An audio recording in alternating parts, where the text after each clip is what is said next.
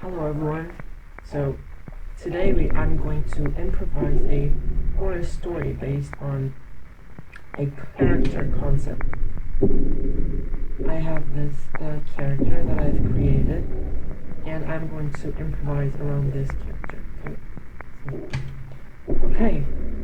So Marie-Anne was a 51-year-old woman.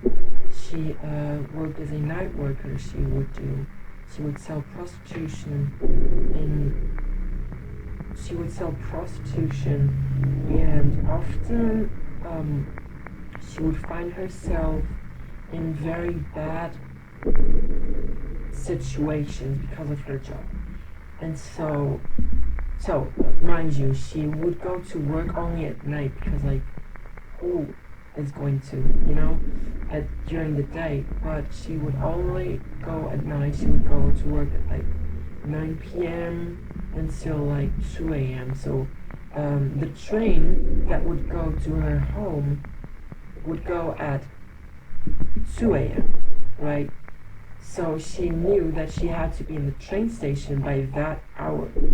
But of course the train would always be 5 or 10 minutes late, but nevertheless she would always try to make time to get there. She wanted to make sure that she always gets there in time, right? This is the logical thing that anybody would do. So this one day she was feeling a little bit sad, a little bit isolated. I mean, if you are doing this kind of job, I even wonder, are you okay? Because okay, most of the time, people don't have other options, but if you're 51 and you're doing this kind of job, I think this is a little bit dangerous, isn't it? I really think so. And so she was feeling really sad this day, and mind you, she is living on a very isolate place. She is living in the middle of nowhere on a mountain on some country, and every time that she has to go home, she has to take the latest train, which is at 2 a.m., as I've already said. And this one day she was going to the train station, and it was already 2 a.m., and the train was right there on point. She walks in, and she sits there. Mind you, the lights are inside. When you're inside this train, you can barely see anything. The lights are very dim, as if you were on the bus.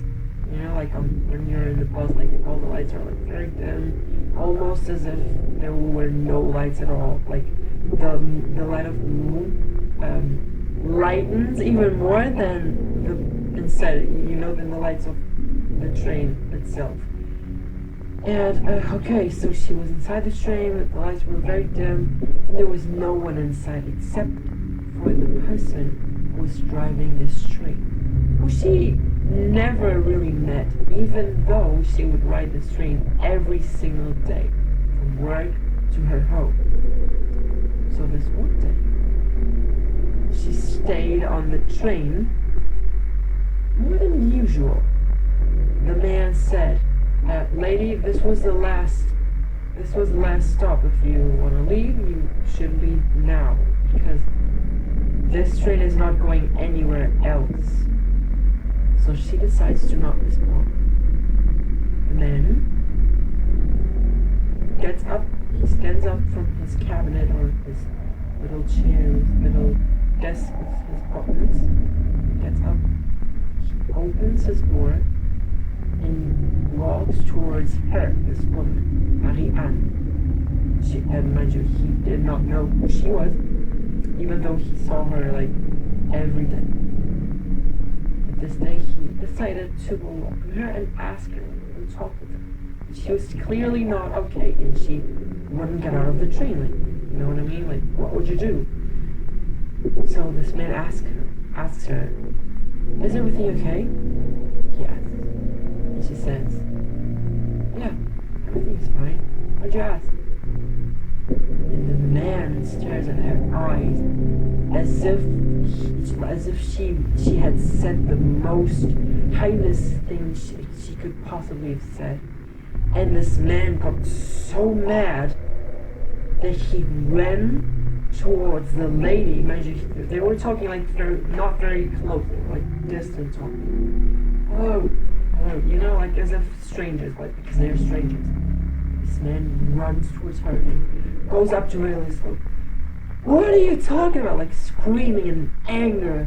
"What are you talking about? It's been 7 freaking days and you haven't left the train. Who are you trying to mess up with?" So, it's been 7 days that she has been inside this place and never left. This means the train was never really open or closed. Who was this man then? Marianne starts to think. I think that to progress the story, you would need to learn a little bit more about Marianne. So Marianne, I've already wrote here her characteristics. So Marianne, I'm not going to spoil anything. Marianne has suffered a lot of childhood trauma. She was abused by her parents. Her mother died at a very, very young age. And she always lived with his father, who was an alcoholic, a drug addict, and just had this tendency of sexual abuse towards her own children. He killed every sister that Marianne had when they were like babies or something. Yeah, it wasn't abortion. It was literally, he killed because he would, he would abuse Marianne's mother. And when Marianne's mother died, for some reason we don't know why she died, my theory is that her mother died because her husband killed her, drowned her. Because, like, later in Marianne's life, we can understand that she develops kind of like a phobia for water, so to say. So yeah, we have this character. Marianne is this very self-absorbed person. She is she has kept to herself because she has been through a lot and she doesn't want to go through anything else. So we were set this train. It wasn't open. It wasn't closed. She was there for 7 days, according to the man. But then Marianne just answers, "No, sir. No, sir." And non-stop, constantly repeating, "No, sir." But as she would repeat these words, these phrases, confused, because in reality she was very confused, like, what the heck was going on? Like, I was just coming home from work and now you're telling me that I was here for like 7 days? Like, what would be your reaction? You know what I mean? Like, what the heck is going on? You know?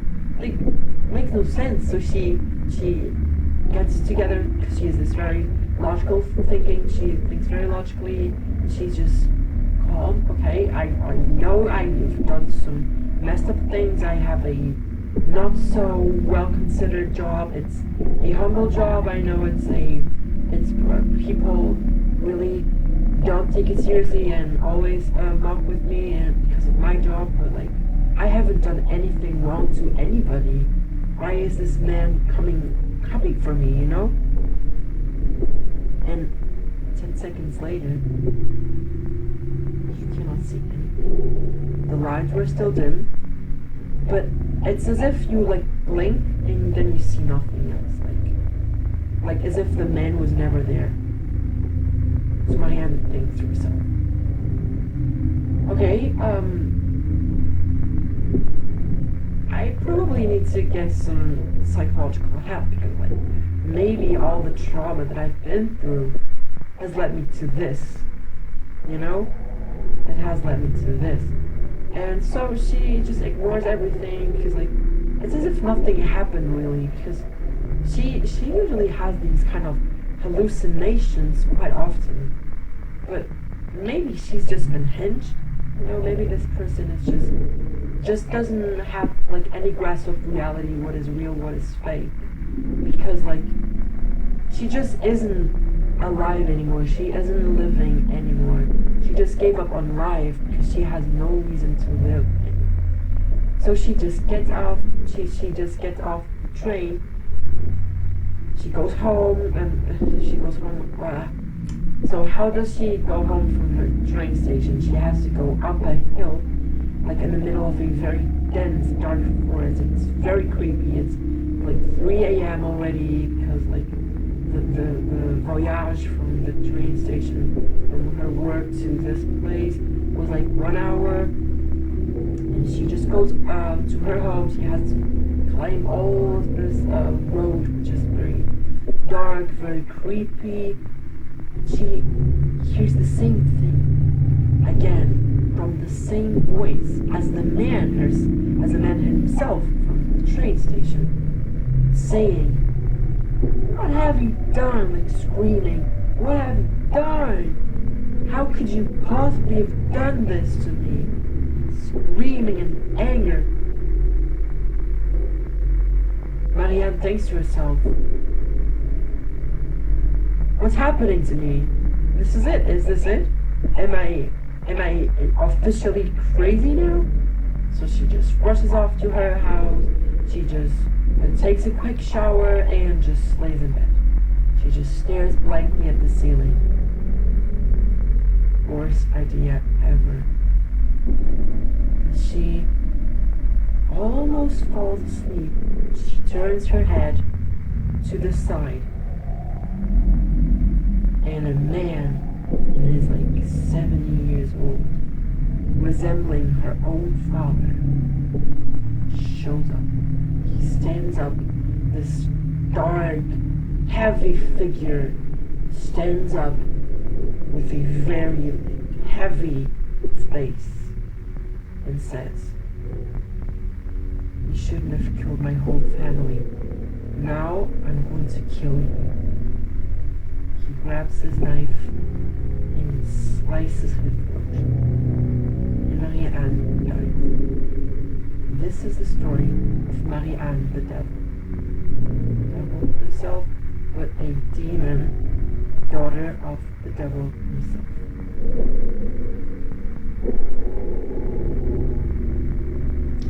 So this was it, the story. This was it. I hope you enjoyed it. I hope you create some theories about what the heck happened in this story, because there's a lot to say to this story. My theory, not my theory, yeah, obviously my theory, what would it be? So my theory is that in reality, her father was the one that killed everyone. But Marianne, because she was like this very, like she has been through a lot. Her mind is degraded. She constantly hallucinates with these nightmares. She's living this nightmare. She was living in the middle of nowhere. How can a train station go to the middle of nowhere? You know what I mean? She was obviously living in a normal city, but she felt as if like these trees were there always, but in reality these are just people who are judging her, you know, because they're always standing there. They're creepy. You cannot look at these places because everything's dark. Yeah, this was it, the story. And as she goes home, you can tell she's starting to feel a little bit more and more anxious, and she starts to see and listen and see more scarier things, you know. And she lays in bed and she commits suicide. She's staring blankly like, what has my life come into? Now I'm a lunatic, now I'm unhinged. I cannot even control my own mind. How am I going to take control of my life? Yeah, she just kills herself and pretends as if it was her unhinged father that killed her. But in reality, she used it as an excuse to slice her own throat without feeling the fear, you know, like oh God, I cannot believe I'm going to kill myself. You know, she used as if it was her father that killed her to make it easier. Yeah. This was a story. I hope you enjoyed this mini horror story. If you want more of this type of content, please let me know. And we meet now every Wednesday. Again, please make sure to subscribe and press the like button. Bye bye.